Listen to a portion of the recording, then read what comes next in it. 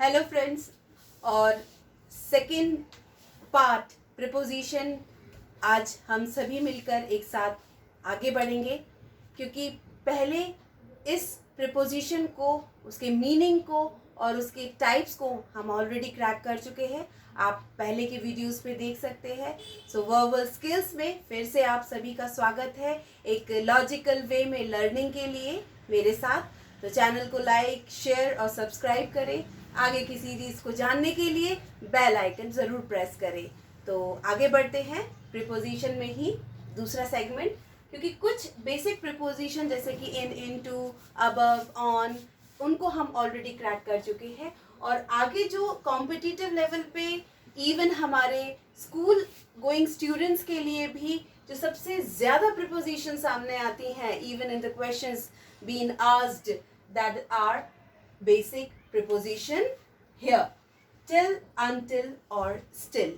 इनमें अक्सर सबसे ज़्यादा confusion होता है, क्योंकि ये conjunction में भी आते हैं और preposition में भी हैं। till, until और still को बेसिक रूप से अगर मैं easy way में आपको समझाने की कोशिश करूं तो till जो है वो टाइम बेस्ड होता है। जी हाँ, टाइम बेस्ड होता है और इसका हिंदी मीनिंग होता है जब तक या तब तक।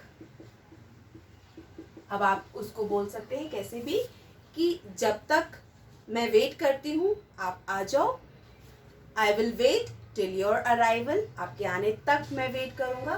तो यहाँ तक का सेंस ज़रूर होता है, याद रखिएगा।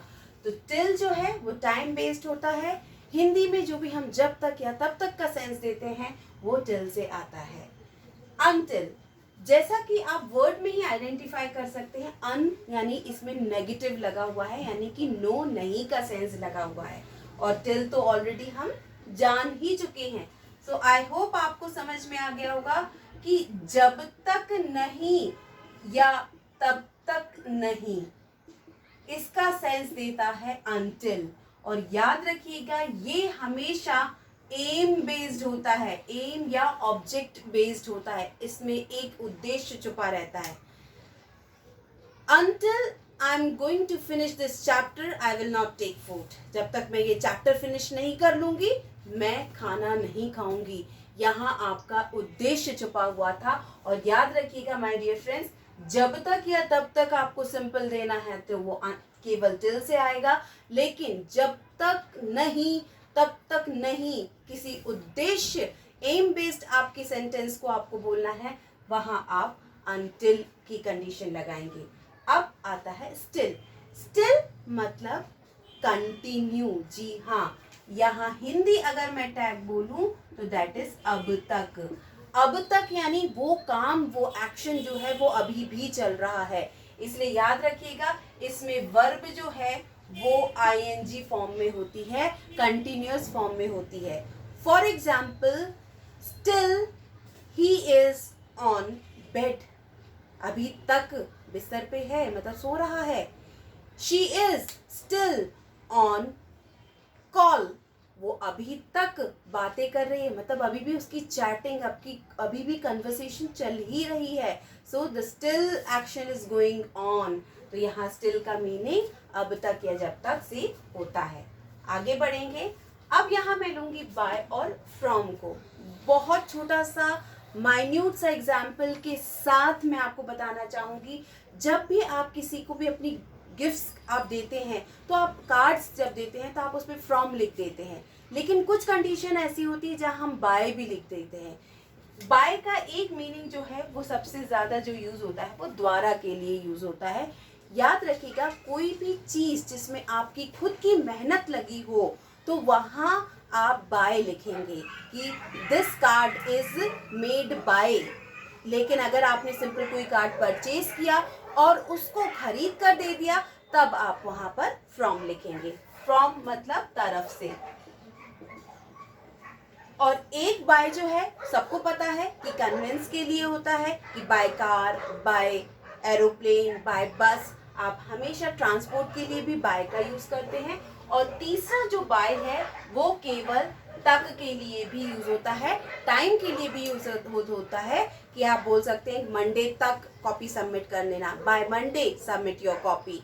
सो तक का यूज जो है वो बाय द्वारा के लिए होगा और तक के लिए यूज होगा, और किसी भी गिफ्ट को या कोई भी एफर्ट से आपने चीज बनाई है तो बाय का यूज करेंगे, और सिंपल फ्रॉम जो है वो तरफ से का सेंस है। ऑफ और ऑफ, ऑफ का मतलब है का के की का सेंस अगर आपका है तो वो ऑफ से आएगा। जी हाँ, का के और की का सेंस जो है वो ऑफ से आएगा, और ओ डबल एफ ऑफ जो है वो बंद करने के सेंस को देता है या उतारने के लिए यूज होता है। अंडर आपके ऊपर छत होगी, यानी के नीचे ऊपर आपके कोई ना कोई शेल्टर होगा, जैसे कि I am standing under the tree. और टू मतलब सिंपल को, ये डायरेक्ट कनेक्ट करता है। For example I am going to school, मैं सीधा स्कूल जा रहा हूं और कहीं नहीं। फॉर के लिए, यानी फॉर के लिए, this gift is for you. और नेक्स्ट आगे बढ़ेंगे, बिटवीन अमंग, ये बहुत इजी है, आपको पता भी है। बिटवीन दो के बीच में, अमंग जो है वो ज्यादा के बीच में। जी हाँ, फॉर टू हम बिटवीन का यूज करते हैं, और ज्यादा के बीच के लिए हम अमंग का यूज करते हैं। जैसे my house is between mister Singh and mister Rajput, और अमंग कॉलोनी, अक्रॉस के पार। जी हाँ, जहां पर आप सड़क के पार, नदी के पार का यूज करते हैं तो across the river, across the road. और नियर का, फार का बहुत अच्छे से आपको मीनिंग पता है। नियर मतलब पास और फार जस्ट अपोजिट, दूर।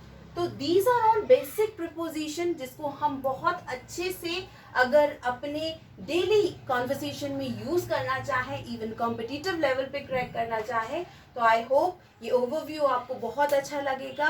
And next series keep connecting with us, commenting us. So thank you for today.